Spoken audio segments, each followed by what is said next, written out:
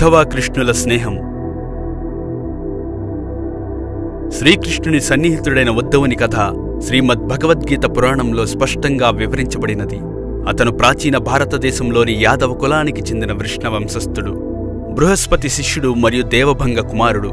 ఉద్ధవుడు ద్వాపరయుగంలో యాదవుల మంత్రిగా ఉండేవాడు. అతడు బృహస్పతి నుండి రాజకీయ శాస్త్రాన్ని నేర్చుకున్నాడు. ఏకేశ్వర ఉపాసకుడు మరియు నిరాకార సర్వవ్యాపక బ్రహ్మ యొక్క గొప్ప భక్తుడు.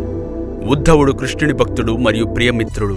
కృష్ణుడు గోకులం నుండి మధురకు వచ్చినప్పుడు అతడు నంద, యశోద మరియు గోపికలను మరిచిపోలేదు. గోపికల ప్రేమ మరియు యశోద యొక్క అనురాగం అతని జ్ఞాపకాలలో ఎప్పుడూ నిలిచిపోయాయి.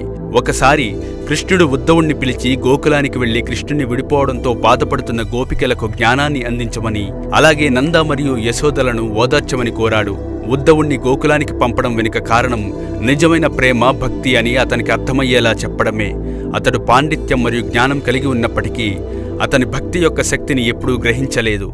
సాధారణ గోపికలు విద్యావంతులు కాకపోయినప్పటికీ ప్రతి కోణంలో కృష్ణుని పట్ల నిజమైన భక్తి ఉన్న గోపికలను కలిసినప్పుడు మాత్రమే అతనికి ఈ విషయం తెలిసింది.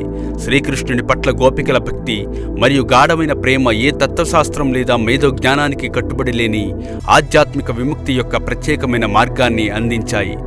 ఉద్ధవుడు మధురకు చేరుకుని గోపికలకు వివరించాడు, కృష్ణుడు తన ఆత్మతో ఎల్లప్పుడూ మీతో ఉంటాడు, ఎందుకంటే మీరు అతనిని స్వచ్ఛమైన మనస్సుతో స్మరించి కృష్ణుణ్ణి పొందగలిగారు. ఉద్ధవుడు నంద, యశోదలకు వివరించాడు, కృష్ణుడు రాక్షసులను సంహరించి ధర్మాన్ని స్థాపించడానికి జన్మించాడు, అందువలన మధురకు వెళ్లవలసి ఉంటుంది. అతను తన విధులను నిర్వహించడానికి మీకు దూరంగా ఉన్నప్పటికీ అతను మిమ్మల్ని మర్చిపోలేదు. అతను మీకు దూరంగా ఉండాలి. ఆ విధంగా గోపికలకు ఉపదేశిస్తూ నంద, యశోదలను ఓదార్చుతూ మధురకు వచ్చాడు. కృష్ణుడు ద్వారకకు వెళ్లినప్పుడు ఉద్ధవుడు కూడా అతనితో వెళ్లాడు. యాదవ కుటుంబం నాశనమయ్యే సమయం ఆసన్నమైనదని అతను తన జ్ఞానం నుండి తెలుసుకున్నాడు. అప్పుడు కణ్వముని శాపం కారణంగా యాదవులు తమలో తాము యుద్ధం చేసుకుంటారని కృష్ణుని హెచ్చరించాడు. ఋషి శాపం వ్యర్థం కాదు, కానీ ఉద్ధవుడు దానితో బాధపడకూడదు. అతను దీనిని తన విధిగా అంగీకరించాలి అని.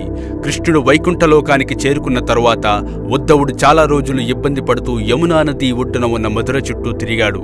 అక్కడ అతను వృద్ధాప్యంలో మాత్రమే స్వర్గానికి వెళతాడు.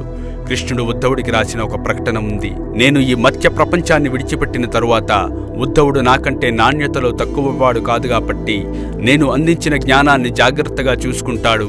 కృష్ణుడు తన అవతారం చాలించిన ఉద్ధవుడికి బాధ్యతలు అప్పగించి వెళ్ళిపోతాడు. అంతటి గొప్ప స్నేహితులు ఇద్దరు. ఇది కృష్ణుడు మరియు ఉద్ధవుడి మైత్రీ గాథ. ఈ వీడియో మీకు నచ్చితే లైక్ చేయండి, కామెంట్ చేయండి, షేర్ చేయండి, అలానే సబ్స్క్రైబ్ కూడా చేసుకోండి.